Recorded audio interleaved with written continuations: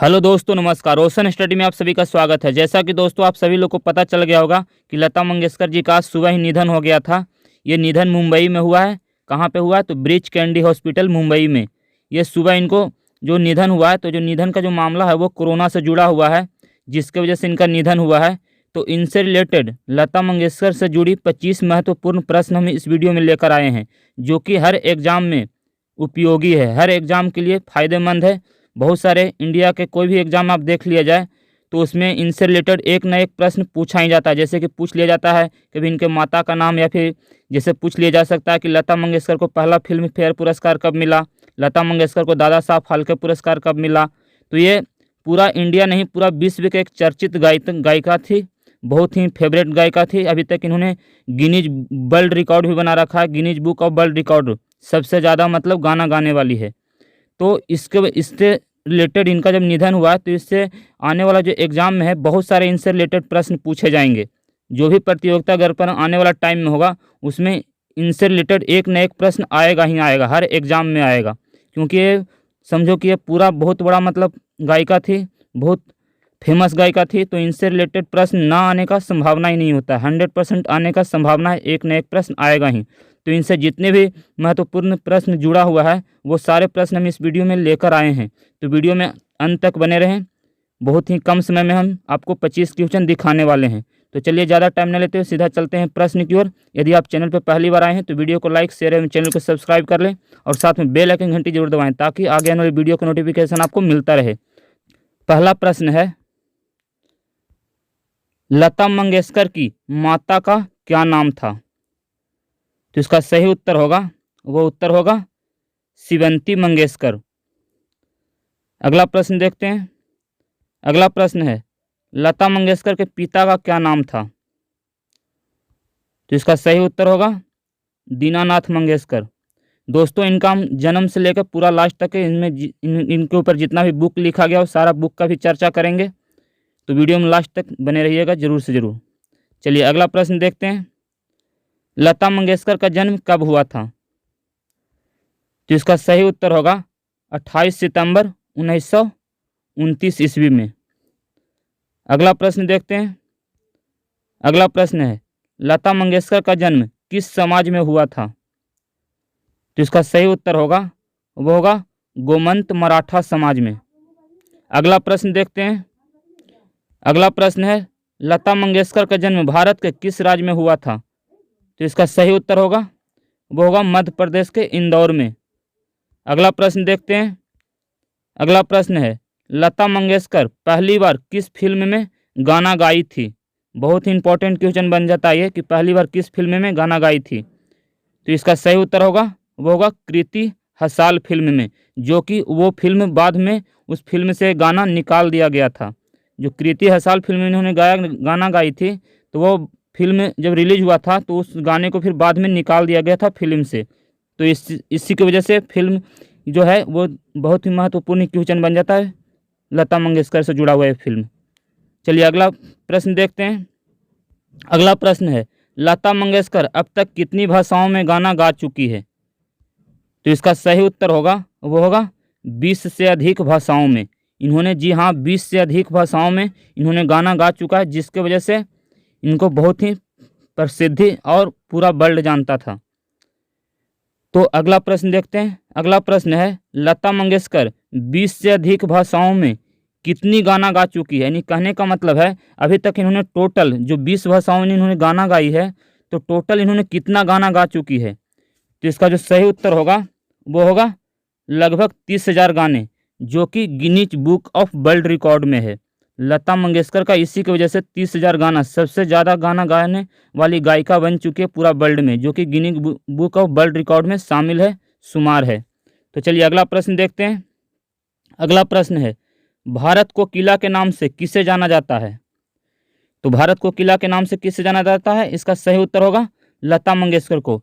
इनको अन्य भी और उपनाम से जाना जाता है, तो वो भी हम उपनाम जान लेते हैं। जैसा कि इनको स्वर को किला के नाम से भी जाना जाता है, इसके अलावा इन्हें राष्ट्र की आवाज़ के भी नाम से जाना जाता है। तो चलिए अगला प्रश्न देखते हैं।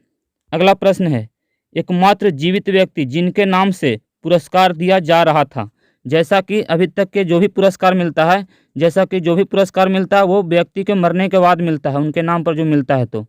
लेकिन ये एकमात्र व्यक्ति कौन थे? तो इसका सही उत्तर होगा लता मंगेशकर, जिनके नाम पर लता मंगेशकर पुरस्कार दिया जा रहा है। ये पुरस्कार कब से दिया जा रहा है?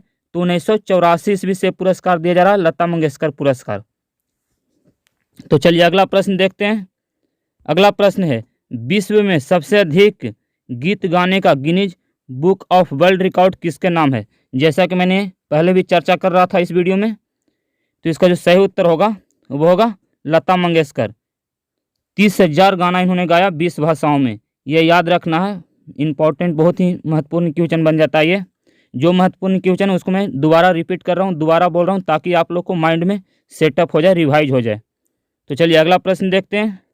अगला प्रश्न है, लता मंगेशकर को पहला फिल्म फेयर पुरस्कार कब दिया गया था? तो इसका सही उत्तर होगा वो होगा 1958 ईस्वी में। पहला फिल्म फेयर पुरस्कार 1958 ईस्वी में मिला था। चलिए अगला प्रश्न देखते हैं। अगला प्रश्न है, लता मंगेशकर को कितनी बार फिल्म फेयर पुरस्कार मिल चुका है?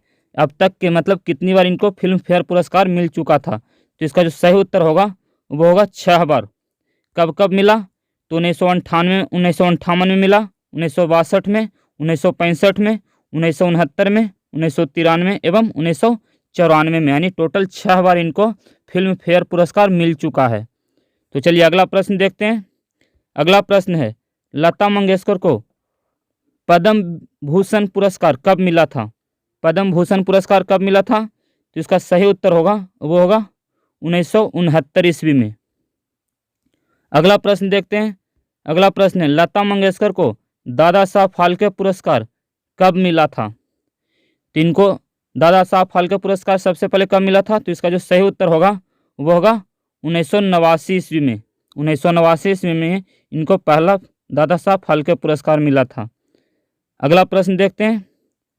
अगला प्रश्न है, लता मंगेशकर को फिल्म फेयर का लाइफ टाइम अचीवमेंट पुरस्कार कब मिला था? तो इसका सही उत्तर होगा वो होगा 1993 ईस्वी में। अगला प्रश्न देखते हैं। अगला प्रश्न है, लता मंगेशकर को राजीव गांधी पुरस्कार कब मिला था?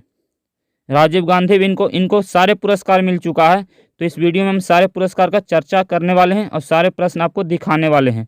तो इसका जो सही उत्तर होगा वो होगा 1997 ईस्वी में। चलिए अगला प्रश्न देखते हैं। अगला प्रश्न है, लता मंगेशकर को NTR पुरस्कार कब मिला था? NTR पुरस्कार कब मिला था? तो इसका सही उत्तर होगा वो होगा 1999 ईस्वी में। चलिए अगला प्रश्न देखते हैं। अगला प्रश्न, लता मंगेशकर को पद्म विभूषण पुरस्कार कब मिला था? जो कि भारत का ये दूसरा सबसे बड़ा पुरस्कार होता है। सबसे पहला पुरस्कार भारत का कौन सा होता है? भारत रत्न। दूसरा कौन सा है? पद्म विभूषण। तीसरा कौन सा है? पद्म भूषण, जो कि इनको तीनों पुरस्कार मिल चुका है। तो इसका जो सही उत्तर होगा वो होगा 1999 ईस्वी में। पद्म विभूषण इनको 1999 ईस्वी में मिला था। तो चलिए अगला प्रश्न देखते हैं। अगला प्रश्न है, लता मंगेशकर को भारत का सर्वोच्च नागरिक सम्मान भारत रत्न पुरस्कार कब मिला था? तो इसका सही उत्तर होगा वो होगा 2001 ईस्वी में। 2001 ईस्वी में इनको भारत रत्न भी मिल चुका है। भारत का तीनों सबसे बड़ा पुरस्कार भारत रत्न, पद्म विभूषण और पद्म भूषण, ये तीनों पुरस्कार इनको मिल चुका है। तो चलिए अगला प्रश्न देखते हैं।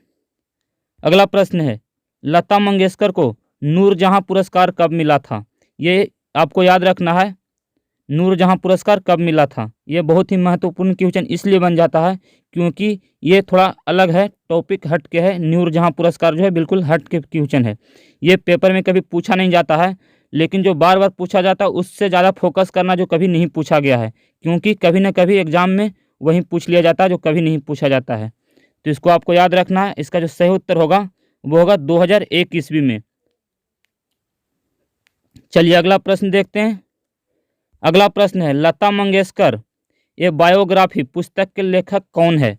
इनके ऊपर जितना भी पुस्तक लिखा गया हो सारे पुस्तक हम देखने वाले हैं। तो चलिए इसका जो सही उत्तर होगा, लता मंगेशकर ये बायोग्राफी पुस्तक के लेखक कौन है? तो इसका सही उत्तर होगा राजू भारतन। आपको याद रखना है राजू भारतन, ये बहुत ही फेमस बुक है, ये इनके ऊपर ही लिखा गया है। इनके ऊपर और भी पुस्तक लिखा गया, वो अगला प्रश्न देख लेते हैं। अगला प्रश्न है, Lata Mangeshkar in the on voice पुस्तक के लेखक कौन है? याद रखना है आपको, Lata Mangeshkar in the on voice पुस्तक के लेखक कौन है? तो इसका जो सही उत्तर होगा वो होगा नसरीन मुन्नी कबीर। नसरीन मुन्नी कबीर।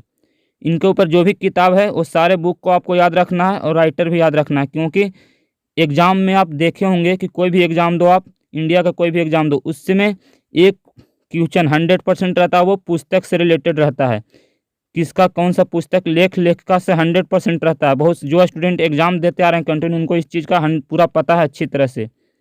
तो चलिए अगला प्रश्न देखते हैं।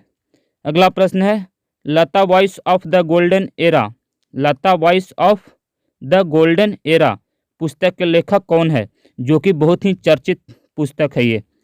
तो इसका जो सही उत्तर होगा वो होगा बिंचू मंदर। याद रखना है, बिंचू मंदर। चलिए अगला प्रश्न देखते हैं। अगला प्रश्न है, लता मंगेशकर लता सुर गाथा पुस्तक के लेखक कौन है? तो इसका जो सही उत्तर होगा वो होगा यतीन्द्र मिश्रा। इस वीडियो का आखिरी प्रश्न था, हमने 25 क्वेश्चन इस वीडियो में लेकर आया था। यदि एक दो प्रश्न छूट भी गए होंगे तो वो भी मैं कोशिश करूंगा कि इसका और भी हम इसके ऊपर वीडियो बनाएंगे, तो कभी हम और भी पढ़ा देंगे आपको। जैसे कि आपको बता देना चाहूँगा कि इसमें इनका एक गुरु का नाम छूट गया है, कि जैसे लता मंगेशकर का वास्तविक गुरु कौन था, ये आपको छूट गया। ये आपको कमेंट बॉक्स में बताना है, तो कमेंट्स बॉक्स में ज़रूर बताएं कि इनका गुरु का नाम क्या था। मैं कोशिश करूंगा कि जब भी वीडियो लाऊंगा जीके के ऊपर, तो हम इस प्रश्न को आपको इस वीडियो में करा देंगे, अगला जो वीडियो हम लाएंगे। तो चलिए आज के लिए इतना ही, मिलते हैं नेक्स्ट वीडियो में। Thanks for watching, best of luck.